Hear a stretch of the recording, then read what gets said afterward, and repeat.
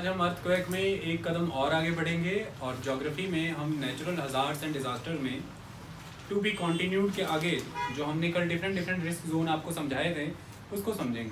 आज के लेक्चर में हम क्या क्या कवर करेंगे। आज हम पहले जो हमने ब्रॉड लाइनअप किया था रिस्क जोन के अकॉर्डिंग वो 5 जोन आपको समझाने का प्रयास करेंगे। फिर हम सिस्मिसिटी के बेसिस पर जो इंडिया के डिफरेंट रीजन्स हैं जैसे north western Himalaya Jammu Kashmir region, central Himalaya, north east India, Indo Gangetic plain, Kutch का इलाका, peninsular India and including Lakshadweep और अंडमान निकोबार, ये सिस्मिसिटी के बेसिस पर आपकी कंट्री के रीजन्स बनते हैं, इसको डिसाइड करेंगे। फिर on the basis of the tectonic event, on the basis of the past occurrence of the earthquake and on the basis of the seismic activity, in 3 ground के basis पर हम 3 zone demarcate करेंगे। वो zone फिर मैं आपके साथ discuss करूँगा।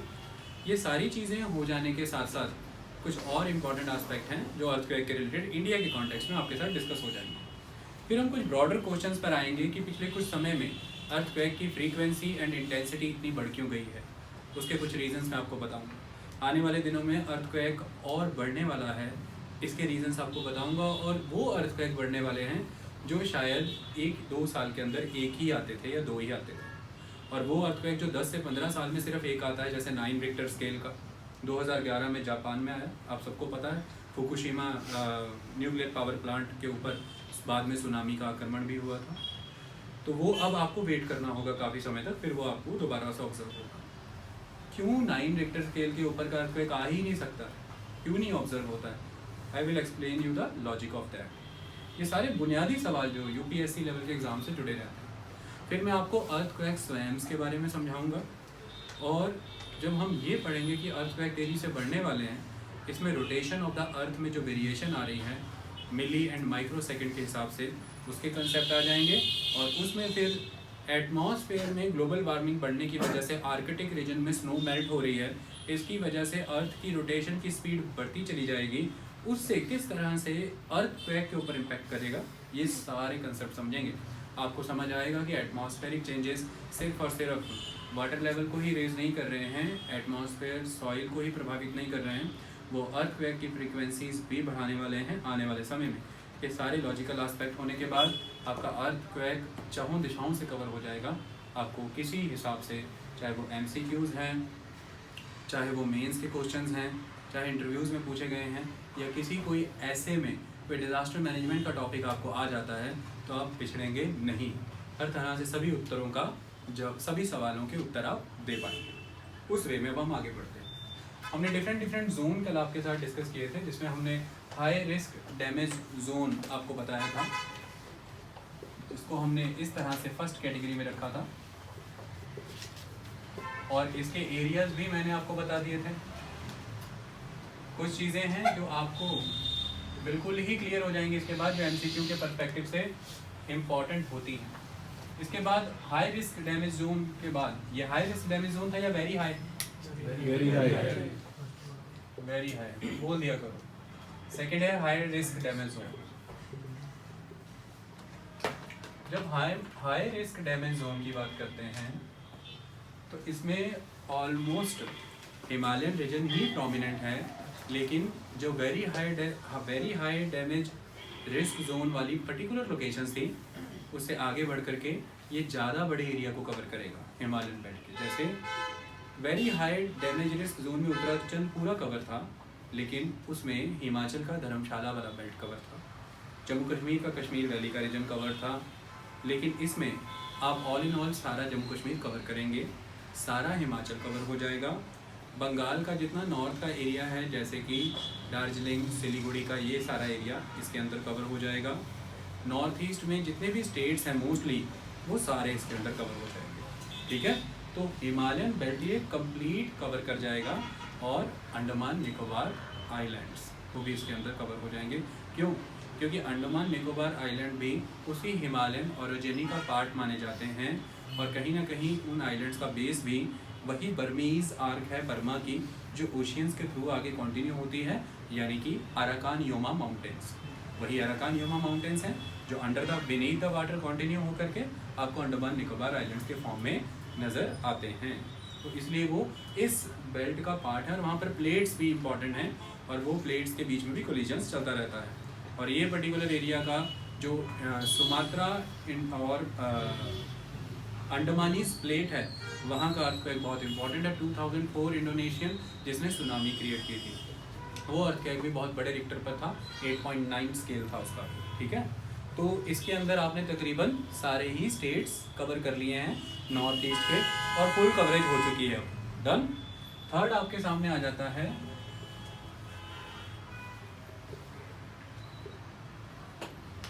Moderate risk damage zone.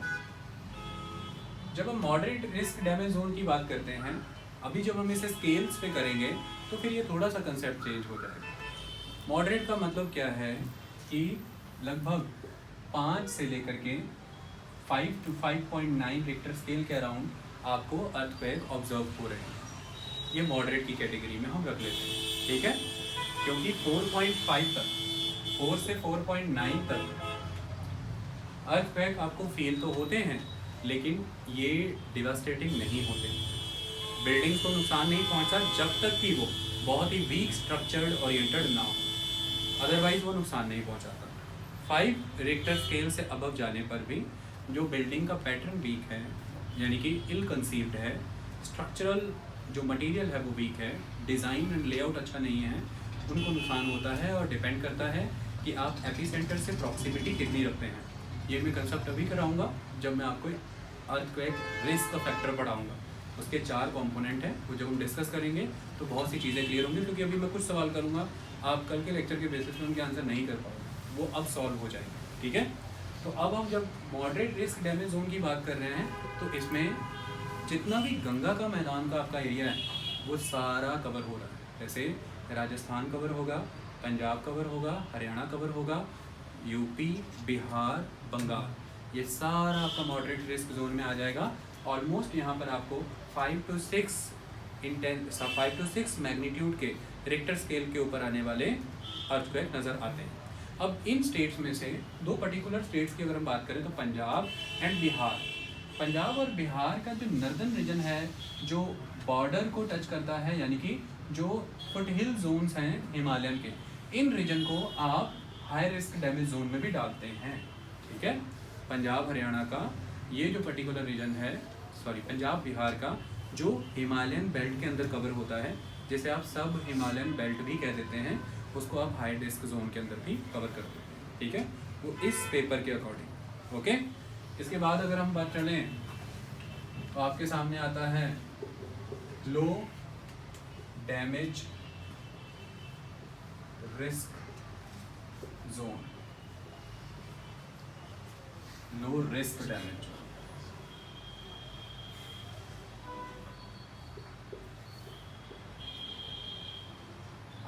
जब आप लो रिस्क डैमेज जोन की बात करते हैं तो नेचुरली माइंड में कंसेप्ट पेनिनसुलर इंडिया का ही आता है।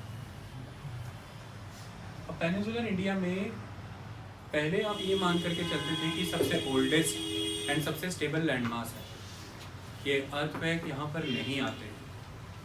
ऐसा नहीं है कि हम बिल्कुल ही अर्थक्वेक से यहाँ पर विहीन थे। 1819 में भुज में बहुत ज़बरदस्त अर्थक्वेक आ चुका था, लेकिन हम ये मानते थे कि अर्थक्वेक विहीन है। उसके बाद 2001 में भुज में अर्थक्वेक आया। Look at the time gap. क्यों? क्योंकि आपने अब तक ये थ्योरी पढ़ी है कि जो अर्थक्वेक हैं ये प्लेट बाउंड्रीज पे आते हैं, यानी कि टेक्टोनिक प्लेट्स की जो बाउंड्रीज हैं वहाँ पर आपको अर्थक्वेक ऑब्जर्व होते हैं।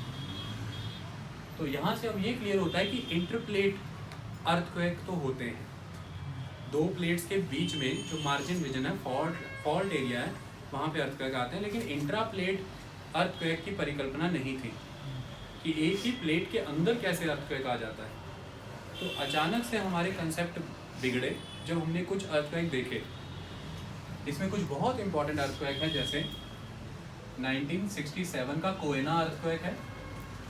कोयना रिवर है, उसके ऊपर आपने रिजर्वायर बनाया, जिस रिजर्वायर का नाम है शिवाजी सागर रिजर्वायर। उसके बाद 1993 का महाराष्ट्र लातूर अर्थक्वेक, बहुत ही डिवास्टेटिंग अर्थक्वेक था, उसके बाद 1997 का जबलपुर अर्थक्वेक मध्य प्रदेश। अब जब ये अर्थक्वेक आपके सामने आए तो फिर आज दिन तक एक वेल डेवलप्ड थ्योरी दी ही नहीं गई है कि अर्थक्वेक क्यों आए थे। तो ये कैसे आ गए फिर? ये तो इंट्रा प्लेट हो गए, तो प्लेट मार्जिन्स पे भी नहीं है। तो इनके लिए कई कंसेप्ट दिए गए कि ऐसा माना गया कि जब इंडियन प्लेट जो है, जब मैं बात करता हूँ Indian plate, then what do you mean by the Indian plate? क्या क्या आता है उस इंडियन प्लेट के तहत? इंडियन प्लेट का कंसेप्ट समझते हैं। देखो, इंडियन प्लेट हमारे लिए इसलिए इम्पोर्टेंट है जब हम सेस्मिक स्टडीज़ करते हैं, क्योंकि इंडिया पूरा, एक तो इंडिया के प्लेट के ऊपर है, इंडिया पूरा ही इंडियन प्लेट पे है। ये इंडियन प्लेट इंडिया की जागीर नहीं है, अकेला इंडिया नहीं है। इंडियन प्लेट पूरी फैली हुई है। ये सारा का सारा रीजन नीचे आएंगे, जावा है, सुमात्रा है, और नीचे ये पूरा ऑस्ट्रेलियन रीजन तक, ये सारा इंडियन प्लेट का पार्ट है। ठीक है। और ये इंडियन प्लेट जो है नॉर्थवर्ड, जो यूरेशियन प्लेट है, उसके साथ कोलिजन कर रही है और इसकी डाउन थ्रस्टिंग हो रही है, यानी कि ये उसके नीचे जा रही है, उसके नीचे सबडक्ट हो रही है। इसी की वजह से तो जहाँ पर बर्मीज प्लेट है, जहाँ पर यूरेशियन प्लेट और इंडियन प्लेट आपस में टकरा रही है, तो वहीं पर तो फोल्डेड माउंटेन हिमालयस बने। तो दैट्स वाई हिमालय सिस्मिकली सबसे एक्टिव जोन है। लेकिन अब यहाँ पर तो ये चीज़ हो रही है, तो यहाँ पर पर्टिकुलरली फिर क्या हो गया इसकी वजह से? तो यहाँ पर अब ये माना जाता है कि जब आपकी इंडियन प्लेट, ये तिब्बतन प्लेट, तो यूरेशियन प्लेट का जो ये पर्टिकुलर पार्ट है दैट इज तिब्बतन प्लेट, तो जब आपकी इंडियन प्लेट तिब्बतन प्लेट के नीचे जा रही है 5 सेंटीमीटर एवरी ईयर, इसकी वजह से एक स्ट्रेस क्रिएट हो रहा है इस रीजन में। जो ओल्डेस्ट लैंड मास है पेनिनसुला का, उस पर्टिकुलर एरिया में, क्योंकि इंडियन प्लेट और तिब्बतन प्लेट जब आपस में टकरा रही हैं तो रिजिडिटी बहुत हाई है, रिजिडिटी बहुत है। उस रिजिडिटी की वजह से इस पर्टिकुलर एरियाज में तो स्ट्रेस बिल्डअप हुआ है, लेकिन स्ट्रेस का बिल्डिंग नेचर पीछे तक जा रहा है। इस सारे एरियाज में स्ट्रेस बिल्डअप हो रहा है, और जब सबडक्शन होती है तो फॉल्ट वहाँ पर बनता है, तो कुछ वीक फॉल्ट एरियाज इंटरनली भी क्रिएट होते हैं, जिसकी वजह से वहाँ से भी एनर्जीज रिलीज हो रही है। आई बात समझ में? ये तर्क किस बेसिस पे दिया गया? रिसेंट स्टडीज़ ये कहती हैं कि पूरी की पूरी कोई भी continental plate same density mass से नहीं बनी होती, उसमें कुछ वीक जोन्स आते हैं, कुछ हाई डेंसिटी जोन्स आते हैं। तो जो वीक डेंसिटी जोन्स हैं पर्टिकुलरली, वहाँ पे जो उनको सर्टेन प्लेसेस मिल रहे हैं एनर्जी को रिलीज होने के लिए, वो वहाँ से रिलीज हो जा रही है। क्लियर हो ये बात? तो ये एक कंसेप्ट दिया गया था, वैलिड कंसेप्ट। ये दो मैंने आपको बताया, लातूर और जबलपुर, तो उसमें यही वैलिड है, लेकिन कोयना का अर्थक्वेक जो है वो इस ग्राउंड पे जस्टिफाई नहीं होता। तो अभी फिर मैं आपको करा देता हूँ, आगे जाकर के कराने की नीड नहीं होगी। एक कंसेप्ट आपके सामने रहता है, रिमूव इट, एक कंसेप्ट आपके सामने रहता है रेजरवायर इंड्यूस्ड अर्थक्वेक्स या रेजरवायर इंड्यूस्ड सिस्मिसिटी, RIS। तो आपको कोई पूछ ले कि what do you mean by the reservoir, तो मैं कोयना को जस्टिफाई करने जा रहा हूँ। रेजरवायर इंड्यूस्ड सिस्मिसिटी, मैं आपको इसके 3 कंसेप्ट दूंगा, जो ओल्ड खुल्लर की बुक से 2 कंसेप्ट उठाएंगे, एक नई बुक से, उसी की नई बुक से उठाएंगे, और तीनों ही कंसेप्ट अब तक आए। तो पहला कंसेप्ट इसमें क्या कहता है? जो पहला कंसेप्ट बुक में ये मेंशन किया गया है कि जब आपने कोयना रिवर के ऊपर शिवाजी सागर रिजर्वायर बनाया, उसका तो एक जो उसका कंस्ट्रक्शन हुआ, दूसरा उसके ऊपर जो वाटर कॉलम है, ये दोनों का बहुत ही अनर्मस वेट क्रिएट हुआ वर्टिकल, और उसके नीचे जो प्लेट हैं, उन प्लेट में जो वीक फॉल्ट जोन्स हैं, एनर्मस वेट पड़ने की वजह से ऊपर से आपने कोई चीज़ दबाई है, तो फॉल्ट जो हैं उनके अंदर थोड़ी सी डिस्प्लेसमेंट होगी। फॉल्ट्स में क्या हुई? डिस्प्लेसमेंट। तो इसकी वजह से वहाँ से क्या रिलीज हुई? एनर्जी। डन। ये एक कंसेप्ट है। दूसरा कंसेप्ट ये कहता है कि कहीं ना कहीं से कोयना रिजर्वायर यानी कि शिवाजी सागर रिजर्वायर में लीकेज थी। इस लीकेज की वजह से वाटर सीपेज हुआ। वाटर सीपेज होने की वजह से जो दोनों के दोनों प्लेट मार्जिन्स, जिनके बीच में रिजिडिटी की वजह से वो एक दूसरे को ओवर पार नहीं कर पा रहे हैं, उन्हें एक ल्यूब्रिकेशन लेयर प्रोवाइड की। कहाँ पे? अलोंग द फॉल्ट एक ल्यूब्रिकेशन लेयर प्रोवाइड की। जैसे ही ल्यूब्रिकेशन लेयर प्रोवाइड की, जो स्ट्रेस बिल्डअप था अब तक, जो एनर्जी बिल्डअप थी, ल्यूब्रिकेशन प्रोवाइड होने की वजह से वो एक दूसरे को क्रॉस कर गई। जैसे ही क्रॉस की तो एनर्जी रिलीज। एक थ्योरी ये कहती है। तीसरी थ्योरी ये कहती है कि इतना एनर्मस मास आपने क्रिएट कर दिया और वाटर कॉलम आपने क्रिएट कर दिया, इसकी वजह से आपने ऊपर से एनर्मस प्रेशर डाल रखा है। अब मेरा कल के लेक्चर को रिकॉल करिए कि जो दो प्लेट्स हैं वो एक दूसरे को स्लाइड पास्ट इसलिए नहीं कर पाती हैं कि ओवरलेइंग प्रेशर उनके ऊपर होता है, कल बताया था। तो इतना का प्रेशर आपने ऊपर से एनर्मस क्रिएट कर दिया है कि प्लेट्स में स्ट्रेस बिल्डअप होता ही चला जा रहा है, होता ही चला जा रहा है और उनकी लिमिट ही एक्सीड हो रही है। इसकी वजह से जो एनर्मस प्रेशर क्रिएट हुआ जो नॉर्मली नहीं होना था, अदरवाइज उन्होंने कम एनर्जी लेवल पे ही फॉल्ट बना के एक दूसरे से आगे निकलते चले जाना था। 4, 3.5, 4.5 रिक्टर स्केल का नॉर्मल ट्रेमर्स होते रहे, कोई दिक्कत की बात नहीं, स्ट्रेस बिल्डअप ही नहीं होता है। लेकिन जब स्ट्रेस बिल्डअप हो रहा है क्योंकि ऊपर से प्रेशर इतना एनर्मस थ्रस्ट कर दिया हमने, अब उसकी वजह से वो नहीं फॉल्ट बन पा रहा है। अल्टीमेट एक लिमिट ऐसी आ जाती है जब शेयर स्ट्रेंथ क्रॉस होती है, और जब वो शेयर स्ट्रेंथ क्रॉस हुई रॉक की तो अल्टीमेटली उसने फॉल्ट क्रिएट किया। इसकी वजह से इतना हाई मैग्नीट्यूड का आपको अर्थक्वेक देखने को मिला। ये 3 जस्टिफाइड थ्योरी अब तक दी गई हैं कि कहीं ना कहीं लेना देना पानी का था। अब ये झूठा कहाँ पे पड़ जाता है? भारत में बहुत सारे पौंग है, पंदोह है, भाखड़ा नंगल है, बहुत सारे डैम हैं और वो हाई सिस्मिक जोन रीजन में भी आते हैं। वहाँ पे आज तक कोई एविडेंस नहीं मिला कि आपको रिजर्वायर इंड्यूस्ड सिस्मिसिटी देखने को मिलती हो, लेकिन कोयना के रीजन में हुआ तो फिर उसे उसी से जोड़ करके देखा गया है। बट ये एक तरह का को रिलेशन है, इसका कॉजल रिलेशंस अभी पूरे नहीं आए हैं कि वही कॉज है, ठीक है। तो ये एक कहानी है, तो मोस्ट एक्सेप्टेबल यही है कि वो रिजर्वायर की वजह से हुआ। तो ये जो पर्टिकुलर रीजन आपका नज़र आ रहा है, इस रीजन में अब आप ये देखेंगे कि जो मार्जिन एरियाज़ हैं जैसे कि जो कोस्टल रीजन्स हैं और यहाँ पर जो टेरिटरीज आ रही हैं ये सिस्मिकली फिर भी एक्टिव हैं। जैसे हमने गुजरात का कच्छ का भुज का इलाका देखा, उसके बाद हम आगे बढ़े, हमने ये कोयना का इलाका देखा, तो ये जो पर्टिकुलर एरिया है हमने लातूर का इलाका देखा, ये एरिया फिर भी सिस्मिकली एक्टिव हैं। अदरवाइज हम इनको डालते हैं लो रिस्क डैमेज जोन में। सिस्मिसिटी है but low risk damage zone है। और इसके बाद आ जाते हैं very low. Very low damage risk zone की अगर आप बात करें तो ये जो पर्टिकुलर सेंट्रल पेनिनसुलर रीजन है, ये सारा सेंट्रल पेनिनसुलर रीजन और ये कुछ साउथ ईस्टर्न स्टेट्स, ये very low damage risk zone के अंदर कवर होते हैं। यहाँ पे वेरी लो चांसेस, तो यहाँ पर आपको उस लेवल पर डाटा अवेलेबल नहीं होगा अर्थक्वेक देखने को भी नहीं मिलेगा, ठीक है बात क्लियर। तो इस तरह से हमने एक जनरलाइज डिवीजन की 5 जोन्स की। अब हम on the basis of the सिस्मिसिटी इसको डिस्कस करने की बात करते हैं रीजन वाइज, कि रीजन वाइज ये कौन कौन से एरियाज हैं, ताकि आपको क्लैरिटी हो जाए। पूरे भारत की बात करें अगर आप, तो region wise on the basis of the सिस्मिसिटी हमने इसे इसमें में डिवाइड किया हुआ है, जिसमें सबसे पहला रीजन जो आ जाता है that is north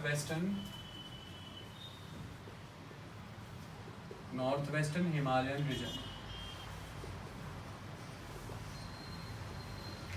second central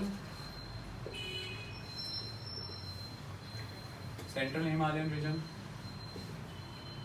third one is north east Himalayan region. Seismically सबसे एक्टिव रीजन कौन सा है अक्षत भारत का? हिमालयन अपर हिमालय। क्यों है सिस्मिकली सबसे एक्टिव वो? प्लेट्स वहीं पे उसका इफेक्ट और फोल्डिंग होकर इसीलिए बने हैं। प्लेट्स का इफेक्ट सबसे क्योंकि वो प्लेट मार्जिन्स पे हैं। और कौन सा प्लेट मार्जिन है वो? डाइवर्जेंट, कन्वर्जेंट या ट्रांसवर्स? हैं? ध्यान से सोच लो।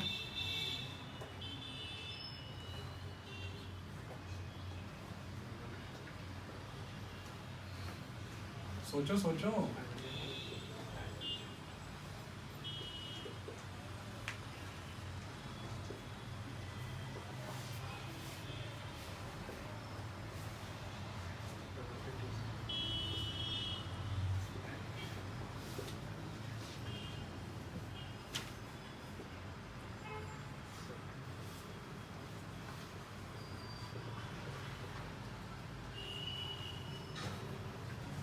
ये हैं आपके भारत के रीजन जो आपने सिस्मिकली डिवाइड कर रखे हैं, और ये बिल्कुल रिस्क जोन वाइज ही हमने डिवाइड किए हैं। एक्सेप्शन है अंडमान निकोबार की आइलैंड से, इसलिए मैंने अलग रखे हैं। सबसे पहले आता है north western Himalayan region, that is convergent plate boundary. कल से समझा रहा हूँ convergence. It is north western Himalayan region. North western Himalayan region की बात करें तो क्या क्या कवर हुआ है इसमें? इसमें Jammu Kashmir, Himachal, Jammu Kashmir and Himachal plus sub Himalayan zone of the Punjab. Jammu Kashmir, Himachal plus sub Himalayan zone of the Punjab, ये इसमें कवर हुआ, ठीक है। और ये हाई सिस्मिक जोन एरिया है। अब यहाँ पर हमने हाईएस्ट, हाई ऐसा कुछ नहीं, हाई वर्ड है, इट इज हाई सिस्मिक, तो it is seismically more vulnerable area. Done that. 3 region आपको क्लियर हो गए। तीनों रीजन कहाँ थे हिमालयस में? सेकंड कौन सा है? Central Himalayan region. और सेंट्रल हिमालयन रीजन में कौन आ जा रहा है? मेनली उत्तरांचल, उत्तराखंड एंड उत्तर प्रदेश का सब Himalayan region. Uttarakhand and Uttar Pradesh का सब हिमालयन रीजन, ये सेंट्रल हिमालयन एरियाज में कवर हो जाता है। अब सबसे इंपॉर्टेंट चीज़ ये है कि एक बहुत यूनिक एस्पेक्ट है पूरे के पूरे हिमालयन सिस्मिसिटी में। हर तरफ आपको सिस्मिसिटी नज़र आती है, लेकिन अगर आप बात करते हैं नेपाल रीजन की, तो नेपाल रीजन में एक खास चीज़ है कि जब ब्रह्मपुत्र नदी से लेकर के आप वेस्टवर्ड इधर आते हैं बद्रीनाथ तक, it is ultimate peaceful and calm reason.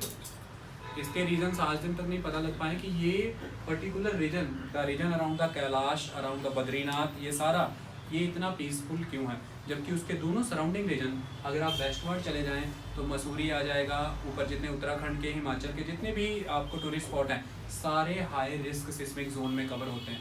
चाहे वो आप शिमला ले लीजिए, डलहौजी ले लीजिए, मसूरी ले लीजिए, धर्मशाला ले लीजिए, उत्तराखंड के जितने लेने आप सारे इसमें जोड़ लीजिए सारे, तो कुल मिलाकर के ये सारे हाई रिस्क में। ईस्टवर्ड जाइए तो सारा हाई रिस्क में, बीच में वो पैच जो है वो सिस्मिकली इनएक्टिव एरिया है, ठीक है। ये एक इम्पॉर्टेंट एस्पेक्ट है। 2015 का जो एक अर्थक्वेक आया है उसके बाद ये थ्योरी आपकी थोड़ी सी बिगड़ी है, otherwise it is seismically peaceful area, ठीक है। तो हमारे पास जब सेंट्रल हिमालय की बात आई तो उत्तराखंड, पहले बुक में उत्तरांचल लिखा हुआ है, उत्तराखंड एंड उत्तर प्रदेश का सब हिमालयन रीजन, बिहार का नॉर्दर्न रीजन जो बॉर्डर को टच करता है किसके? नेपाल हिमालयन को। डन। इसके बाद हमारे पास आता है नॉर्थ ईस्टर्न हिमालयन, बंगाल का नॉर्दर्न एरिया, यानी कि वो दार्जिलिंग वाला बेल्ट, उसके ईस्टवर्ड सारा जितना भी Arunachal, Nagaland, Manipur, Mizoram, Tripura and especially Assam is very much high seismic zone, उसको ध्यान में रखना। उसके बाद आता है Indo Gangetic plain and Rajasthan. Indo Gangetic में जितना सब हिमालयन रीजन पंजाब का छोड़ा उसको छोड़ के बाकी का सारा, तो whole of the Punjab, Haryana, Rajasthan, सब हिमालयन रीजन छोड़ के बाकी सारा यूपी, सब हिमालयन रीजन छोड़ करके बाकी सारा बिहार एंड बंगाल, तो ये सारा इसके अंडर कवर हो जाता है, ठीक है।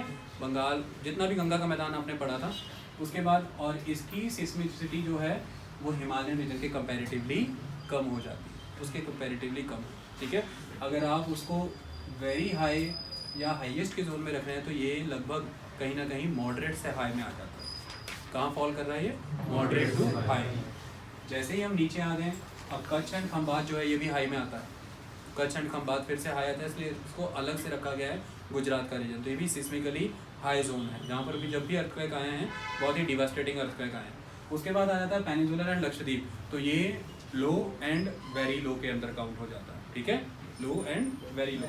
उसके बाद आ जाता है अंडमान एंड निकोबार, तो ये फिर से सिस्मिकली हाई है, ये सिस्मिकली हाई। अब ऑल इन ऑल जब आपने पूरा इंडिया देख लिया है तो आपको इतना क्लियर हो गया है कि लगभग हिमालयन रीजन सारा जो है वेरी हाई से हाई के रीजन के अंडर फॉल कर रहा है। गंगा का मैदान जो है वो हाई से लगभग मॉडरेट के अराउंड फॉल कर रहा है। पेनिनसुलर रीजन जो है वो मॉडरेट से लो, लो से वेरी लो की तरफ जा रहा है, लक्षद्वीप भी इसमें इंक्लूडेड है, और अंडमान जो है वो हाई की रेंज में है। अब इसमें एक्सेप्शन ये है कि कच्छ, गुजरात का ये सारा एरिया, खंबात का एरिया भी हाई में जाता है। अब आपको कभी कोई दिक्कत तो नहीं होगी डिमार्केशन करने में, लॉजिकली सारी डिमार्केशन क्लियर, कैसे वेरी हाई से हाई, हाई से मॉडरेट, मॉडरेट से लो, लो टू वेरी लो, और फिर बाद में उधर अंडमान निकोबार और इधर कच्छ खंबात, इस तरह से आपका ये सारे के सारे जोन डिसाइडेड। डन। अब हम इसको कवर करते हैं on the basis of the 3 grounds की सिस्मिसिटी का लेवल क्या है, पास्ट में जो अर्थक्वेक अगर हुए हैं उनका कंसेप्ट क्या है, और टेक्टोनिक इवेंट का प्रोमिनेंस कहाँ पे है, कैसा है। इसमें 3 ही जोन आएंगे and that is very simple, आपने पढ़े हैं, the Himalayan zone, the Indo Gangetic zone and the peninsular zone, that's it, कुछ भी नहीं है उसमें। अब जब मैंने ये आपको पढ़ा दिया तो उसमें दिक्कत इसलिए नहीं आएगी कि जब हम हिमालयन जोन की बात करें और आपको क्वेश्चन आ जाता है तो Himalayan zone is the zone of the high सिस्मिसिटी, Himalayan zone is the zone of the high सिस्मिसिटी, और उसमें हिमालयन फिर सारा ही अब कवर हो रहा है, डन। उसमें कोई डिवीजन नहीं रखना आप, धर्मशाला वाली अलग से, कश्मीर वैली वाली अलग से, सारा हिमालयन रीजन कवर हो रहा है नॉर्थ वेस्ट से लेकर के नॉर्थ ईस्ट तक। It is the zone of the high सिस्मिसिटी। Reason क्या है? It is on the main fault line. कौन सी फॉल्ट लाइन के ऊपर है? The mid continental mountain fault line. Mid continental mountain fault line मैंने कल करा दी थी। यूरोप के आल्प्स माउंटेन से लेकर के कॉकेसस माउंटेन से होते हुए, तुर्की के रीजन से निकलते हुए आपके इंडिया में एंटर हुए, सारा हिमालयन का बेल्ट क्रॉस करते हुए, उधर अराकान योमा बर्मा से होते हुए नीचे अंडमान निकोबार, इंडोनेशिया, सुमात्रा होते हुए आगे कहाँ? पापुआ न्यू गिनी तक, पापुआ न्यू गिनी तक, पूरा आगे तक, इंडोनेशिया के आगे तक, ठीक है, तिमोर लेस्टे, ये सारा। तो ये है आपका मिड कॉन्टिनेंटल माउंटेन बेल्ट, जिसका मेन जो फॉल्ट लाइन है, जिसके बीच में कभी टेथस सी हुआ करता था, वो सारा का सारा फॉल्ट लाइन के ऊपर एग्जैक्ट खड़ा है Himalaya. That's why it is in the turbulence zone, इसलिए सिस्मिकली बहुत हाई है, इसलिए वहाँ पर रिजर्वायर्स बनाना टेंशन का काम है। इसलिए जब भी आप वहाँ पर रिजर्वायर्स बनाते हैं, आप नेचुरल टोपोग्राफी फ्लो को फॉलो करते हैं, जहाँ से डाउनफॉल बन रहा हो, डाउन थ्रोस्टिंग बन रही हो, ताकि आपको वहाँ पर रॉक्स को डिस्टर्ब उस लेवल पे ना करना पड़े। फ्लूइड चैनल्स ऑलवेज मेंटेन रखे जाते हैं कि enormous pressure of the water create ना हो, ये एक इंपॉर्टेंट एस्पेक्ट है। और जितने भी आप रिजर्वायर बनाते हैं उसमें आप हाई हिमालयाज़ को और मिडिल हिमालयाज़ को अवॉइड करना चाहते हैं, मोस्टली आप सब हिमालयन रीजन्स को चुनते हैं। जैसे भाखड़ा नंगल को देखें और बाकी रीजन देखें तो रिजर्वायर्स आपको सब हिमालयन रीजन्स में मिलते हैं, ठीक है, क्लियर। तो फॉल्ट लाइन इज इम्पॉर्टेंट। उसके बाद हमने बात की थी इंडो गैंजेटिक रीजन। अब इंडो गैंजेटिक रीजन के कंपैरेटिवली जब हम हिमालयन को कवर करते हैं तो हिमालयन जोन जो है it is a zone of high सिस्मिसिटी, but उसके कंपैरिजन में हम देखें, उसके रिलेटिवली देखें तो जो इंडो गैंजेटिक जोन है यहाँ पर 6 रिक्टर स्केल के अराउंड आपको अर्थक्वेक मिलते हैं, 5.5, 5, 6 के अराउंड मिलते हैं। इसकी वजह से it is a zone of the comparative seismicity, it is a zone of the comparative seismicity. यहाँ पर as compare to Himalaya seismicity कम है, लेकिन as compare to peninsula seismicity ज़्यादा है, इसलिए जोन ऑफ कंपैरेटिव सिस्मिसिटी कहते हैं। कोई भी आपसे पूछ ले कि जोन ऑफ कंपैरेटिव सिस्मिसिटी कौन सा है, it is the Gangetic plain of the India.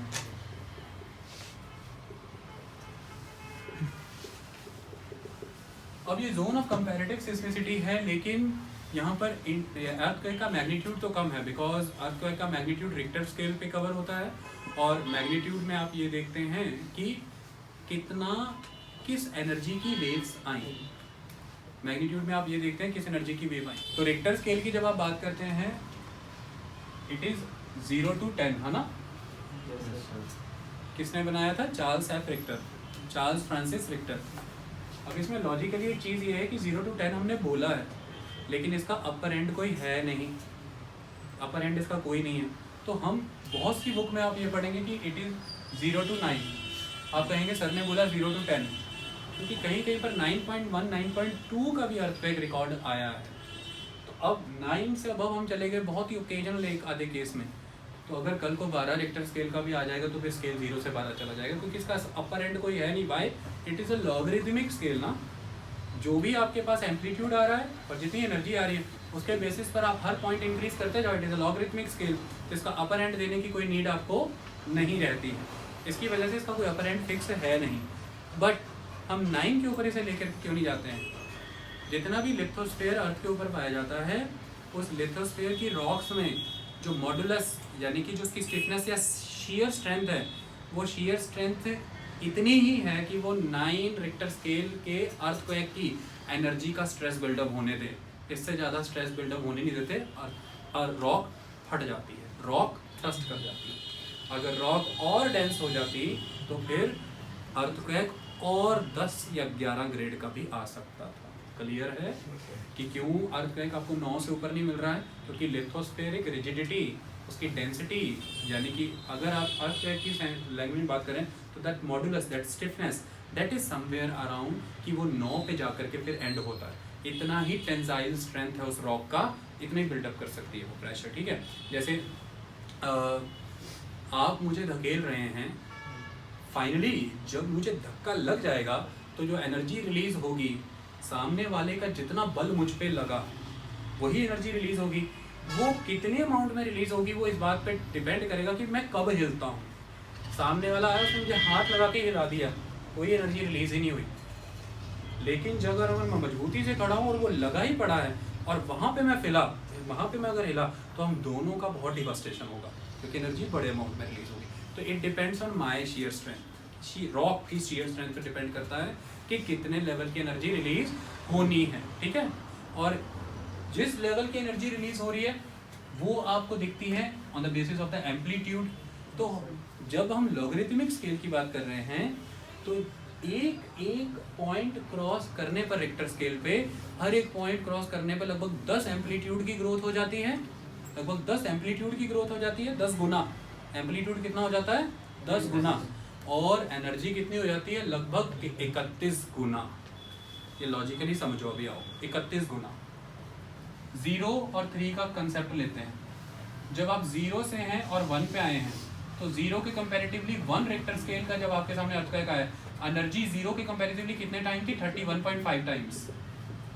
इतना हुआ। अब हम 2 पे आते हैं, 1 से 2, आंकड़ा ही बदल जाएगा टोटली। जब आप 1 से 2 पर आए हैं तो 1 से 2 पर आते हुए 2 के पास जो एनर्जी अब रिसीव हुई है वो 1 के कंपैरेटिवली 31.5 टाइम ज़्यादा है ना।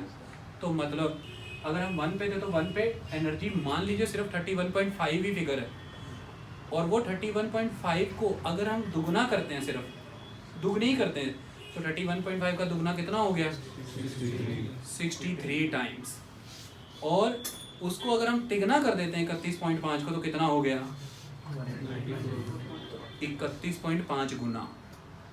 कितना? 31.5 गुना। वो 2 को रिसीव हो रही है और उस अमाउंट का 31.5 गुना 3 को रिसीव हो रहा है। यानी कि जो लगभग फर्स्ट को रिसीव हुआ था उसका ऑलमोस्ट 995 टाइम्स थर्ड को रिसीव हुआ है।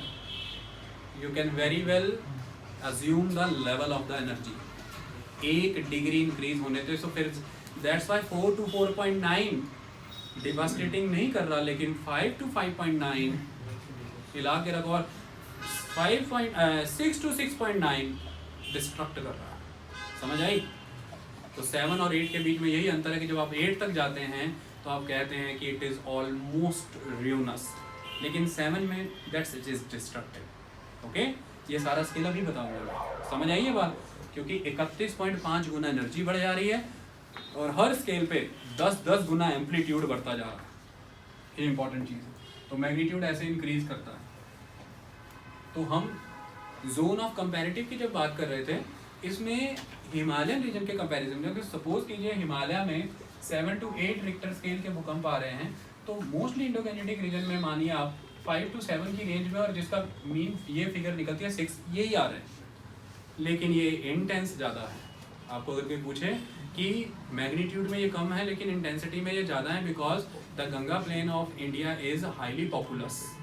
और इंटेंसिटी जो मॉडिफाइड मर्कली स्केल पे हमने मैनेज की थी, जो इटालियन जियोफिजिस्ट ने बनाई थी, वो कैसे मेजर होती है?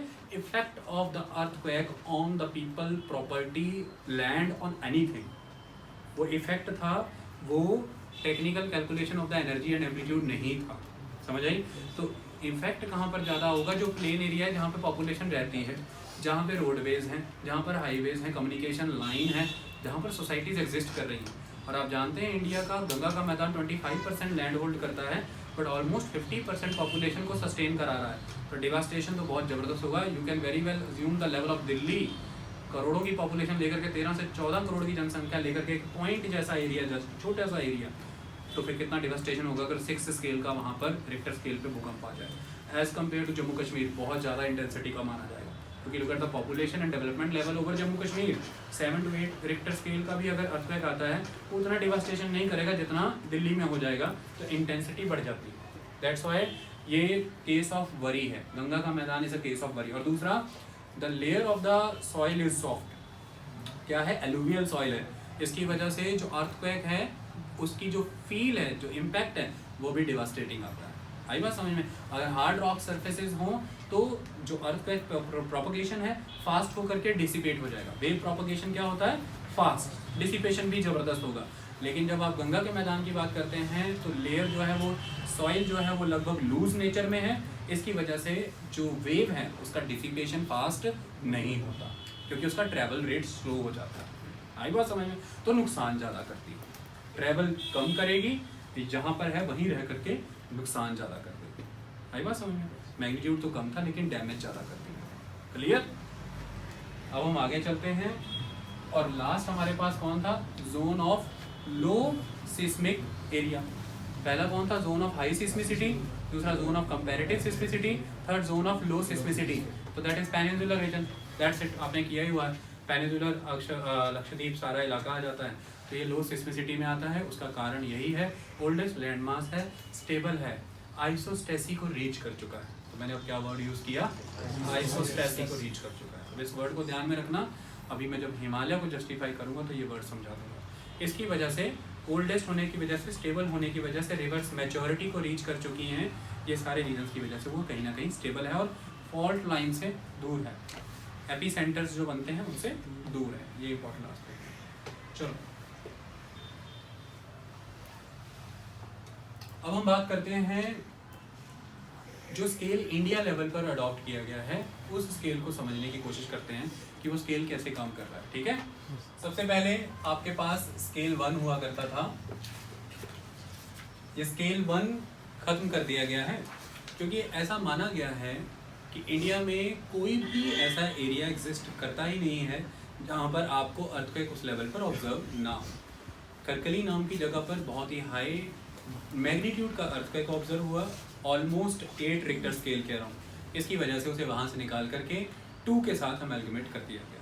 इसकी वजह से 1 अब आपकी कंट्री में एग्जिस्ट नहीं करता, अदरवाइज टोटल 5 स्केल एग्जिस्ट किया करते थे, मतलब 5 जोन एग्जिस्ट किया करते थे। अब ओनली 4 जोन एग्जिस्ट करते हैं, तो इसको हम बाहर कर देते हैं। कुछ बुक्स में ये आज भी अवेलेबल है, अगर आप खुल्लर की बुक पढ़ते हैं तो उसमें जोन 1 मेंशन हो सकता है, उसको आपको निकाल देना है। क्लियर? जोन 2 से बिगिनिंग कर देते हैं। जब आप जोन 2 से बिगिनिंग करते हैं तो यहाँ पर आपने जो मिनिमम लेवल रखा हुआ है दैट इज 5। मैग्नीट्यूड लेवल क्या रखा हुआ है? 5। तो that is zone 2। Magnitude is 5 to 5.9। Clear है? 5 to 5.9। तो यहाँ पर आपको क्या क्या चीज़ें ऑब्जर्व हो सकती हैं? सबसे पहले तो यस, ये जो पर्टिकुलर जोन है यहाँ पर डिस्ट्रक्शन हो सकता है हाउसेस का, अगर हाउसेस इल कंसीव्ड हैं according to the pattern and layout. अगर उनमें आरसीसी मटेरियल्स यूज़ नहीं हुए हैं, अगर मड हाउसेस हैं या फिर उनके रूफ काफ़ी हैवी हैं तो वो ब्रेकेज हो सकते हैं। अगर उनकी प्रॉक्सिमिटी है एपीसेंटर से तो उनका ब्रेकेज हो सकता है, लेकिन यहाँ पर लैंड में डिफॉर्मेशंस उस लेवल पे नहीं आते, लाइफ्स का नुकसान उस लेवल पर नहीं होता, ट्रांसपोर्ट एंड कम्युनिकेशन लाइंस उस लेवल पर डिवास्टेट नहीं होते, फायर के इंसिडेंट कम होते। तो मतलब ये पर्टिकुलर वो जोन है जहाँ पर नुकसान है लेकिन बहुत ही कम लेवल का, तो हम इसको मॉडरेट से हाई की कैटेगरी की तरफ लेकर के जाते हैं। ठीक है, तो 5.95 से 5.9 के दौरान आता है, तो इसको आप मॉडर्न कैटेगरी में डाल दीजिए, जो कि इसमें जाकर के मर्ज होगा हाई में। आप किसी भी लेवल पर इनकी एयर टाइट डिमार्केशंस नहीं कर सकते। उसका रीज़न है, मैंने कल भी आपको समझाया था, it varies according to the development level of the countries like the Japan and the India, कि किस लेवल का अर्थक्वेक किस रिक्टर स्केल पे आया है और उसके लिए आपकी प्रिपेयर्डनेस क्या है। सेम उसी रिक्टर स्केल का अर्थक्वेक 2005 मुजफ्फराबाद में आपने देखा, पाकिस्तान और भारत को प्रभावित किया, जिसमें हज़ारों लोगों की जान गई। लेकिन जब आपने जापान में उसी रिक्टर स्केल का अर्थक्वेक देखा तो 17 लोगों की जान गई। उनके ऊपर वो डिपेंड हुआ कि इंटेंसिटी का लेवल क्या था। तो जब आप मेजॉरली बुक्स देखेंगे तो वहाँ पर 5, 6, 7, 8 का डाटा रहेगा, लेकिन अगर आप इंटरनेशनल रिसर्च पेपर खोलेंगे तो उनकी डिमार्केशन 5 से 5.9, देन 6 से 6.9, इस तरह से, क्योंकि 5.1, 5.2, 5.3 because it is a logarithmic scale, और लॉगरिदमिक स्केल में हर एक डिग्री से दूसरी डिग्री तक जाते जाते 10 टाइम एम्पलीट्यूड भी इंक्रीज़ हो रहा है और 31.5 टाइम एनर्जी भी इंक्रीज़ हो रही है।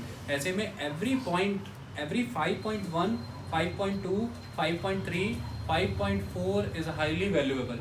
तो अगर आप डीप प्रिसीजन में जाते हैं तो इस तरह से इसकी रेंज बता दी जाती है। इसके द्वारा प्रभावित नुकसान के इलाके आपने देख लिए। तो मोस्टली अगर आपसे पूछा जाए कि ये एरिया कौन सा एग्जिस्ट करता होगा, तो आप इसे पेनिनसुलर इंडिया की कैटेगरी में डालिए। ठीक है, कौन सा एरिया होगा? पेनिनसुलर रीजन, क्योंकि इसी रीजन में आपने देखा अगर भारत में कहीं लो रिस्क है अर्थक्वेक से तो फिर वो पेनिनसुलर रीजन ही होगा, और कोई रीजन तो हो नहीं सकता। तो लॉजिकली ये पेनिनसुलर एरिया काउंट होता है। तो आपसे कोई भी पूछे कि जोन 2 के एरिया में कौन सा इंडिया का हिस्सा फॉल कर सकता है, अगर आप टेक्निकली सोचें तो peninsular and the Lakshadweep. Clear, कोई टेंशन तो नहीं। इसके अलावा अगर हम बात करें तो जोन 3, अब जोन 3 की अगर हम बात करें तो 6 से 6.9 की तरफ ये जा रहा है। ठीक है, अगर हम इसकी बात करें तो 5 से 5.9 कहीं ना कहीं इसे हम, इसका इम्पैक्ट हम क्या मानते हैं? स्ट्रॉन्ग। ठीक है, अगर हम 6 से 6.9 तक आते हैं तो इट इज़ वेरी स्ट्रॉन्ग। अगर हम 7 से 7.9 तक आते हैं तो इट इज़ डिस्ट्रक्टिव। अगर हम 8 से 8.9 तक आते हैं इट इज़ रियोनस। ठीक है, तो इस तरह से इनके नाम डिवाइड किए गए, तो इट इज़ वेरी स्ट्रॉन्ग। अब इसके अंदर कौन कौन से एरिया आ जाएंगे? 6 से 6.9, तो मोस्टली वो एरियाज इसमें कवर हो जाते हैं जो गंगा का मैदान और पेनिनसुलर प्लेट्यू का विसिनिटी जोन है सारा का सारा, तो वो 3rd स्केल के अंडर कवर हो जाएगा, जिसमें मोस्टली मध्य प्रदेश के वो वाले इलाके जो पेनिनसुलर एंड गंगा के मैदान के प्रॉक्सिमल रीजन के अराउंड फॉल करते हैं, महाराष्ट्र के कुछ एरियाज़, छत्तीसगढ़ के कुछ एरियाज़, झारखंड के कुछ एरियाज़, बंगाल के कुछ एरियाज़, उड़ीसा के कुछ एरियाज़, ये सारे एरियाज़ इसमें फॉल कर जाते हैं। जो कोर पेनिनसुलर रीजन है वो इससे आउट रहता है। क्लियर, लेकिन एक्सेप्शंस आर देयर। लातूर का अर्थक्वेक था, कोयना का अर्थक्वेक था। जब भी हम बात करते हैं इस ग्राफ की तो मैंने पहले ही आपको 3 बातें समझाई थी। पहला मैंने आपको बताया था कि सिस्मिसिटी को कंसिडर किया जाता है। दूसरा, टेक्टोनिक इवेंट साइट्स को देखा जाता है कि यहाँ पर टेक्टोनिक इवेंट का स्टेटस क्या है, यानी कि टेक्टोनिक एक्टिविटी का लेवल यहाँ पर इस पर्टिकुलर एरिया में क्या है। और तीसरा हमने कंसिडर किया था कि पास्ट में अर्थक्वेक्स किस लेवल पर अकर हुए हैं। पास्ट में अर्थक्वेक अगर अकर हुआ है, मान लीजिए 150 साल के अंदर कोई 8 रिक्टर स्केल का अर्थक्वेक आ गया, तो आप उसे उस कैटेगरी में नहीं रखेंगे, लेकिन एक रीजन उस कैटेगरी में आ जाएगा अगर लगातार वहाँ पर थोड़े थोड़े समय में 6 से 6.5, 6 से 7 के स्केल के आते रहते हैं। उसके एक्सेप्शन है कि वो 8 डिग्री का अर्थक्वेक किसी ऐसी जगह में आया था जिसे हमने 3rd में डाल रखा है, लेकिन वो रीजन जो उस लेवल पर अर्थक्वेक का स्केल नहीं दिखा पाया हाईएस्ट रेंज में, लेकिन फ्रीक्वेंट है बहुत, और हिस्टोरिकल रिकॉर्ड में वहाँ पर बहुत ही तेज़ी से अर्थक्वेक आते रहते हैं, एक मैग्नीट्यूड के अराउंड, एक परमानेंट मैग्नीट्यूड रहता है। तो इस वजह से ये 3 चीज़ें ऑलवेज कंसिडर की जाती हैं जब आप इस तरह की जोनिंग करते हैं। ओके, तो ये मेनली स्टेट हमने इसमें डाल दिए। इसके बाद हम आ जाते हैं जोन 3। तो बॉम्बे की अगर आप बात करें तो मैंने महाराष्ट्र के कुछ एरिया आपको बताए, तो बॉम्बे जोन 4, तो बॉम्बे किस में आ जाता है? जोन 3 कह रहा हूँ, किस में आ जाता है? जोन 3, ये आपको ध्यान में रखना है। जोन 4 7.9, तो it is destructive. Zone 5 8.9 Buenos. ये 2 मेन जोन हैं, और इस जोन की अगर आप बात करें तो जोन 4 7 से 7.9 मेजॉरली जितना भी आपका राजस्थान का बेल्ट है, जितना भी गंगा के मैदान का बेल्ट है, वो सारा का सारा इसके अंडर कवर हो जाएगा। जैसे दिल्ली का main region, national capital region इसमें क्यों कवर होता है? अगर आप हिमालयन फॉल्ट लाइन की बात करें तो हिमालयन फॉल्ट लाइन से नेशनल कैपिटल रीजन अप्रॉक्स 270 से 300 किलोमीटर के डिस्टेंस पे है। इसलिए आप आज की डेट में अगर पढ़ें तो नई रिसर्च स्टडीज़ ये कहती हैं कि हम बहुत ही डिवास्टेटिंग अर्थक्वेक का वेट कर रहे हैं। वाई? मैंने रीज़न कल समझा दिया था कि नेशनल कैपिटल रीजन में बहुत ही अनअकाउंटेड जो सैटेलाइट एरियाज़ हैं वहाँ पर बिल्डिंग डेवलप हो गई है, जैसे गुरुग्राम या फिर फरीदाबाद, नोएडा, गाज़ियाबाद, और बहुत ही लॉफ्टी हैं एंड स्टिल्ट बिल्डिंग्स हैं। जब आप फॉल्ट लाइन की इतनी प्रॉक्सिमिटी में हैं 300 किलोमीटर के रीजन में, तो सब Himalayan region is very near to the Delhi aspect. अब दिल्ली से घूमने चले जाते हैं, इस वजह से वो जोन 4 में कंसिडर होता है। इसी तरह से बिहार के वो एरिया जैसे अररिया का इलाका आ जाता है, वो भी इस पर्टिकुलर रीजन में काउंट होता है। उत्तर प्रदेश का भी ऐसा बेल्ट जो नर्दर्न रीजन के क्लोज है, वह भी इस बेल्ट में काउंट होता है। अब लॉजिकली जब हमने पिछले डिवीजन पढ़ी थी तो पंजाब का भी वो एरिया जो हिमालयन के सब हिमालयन फॉल्ट लाइन के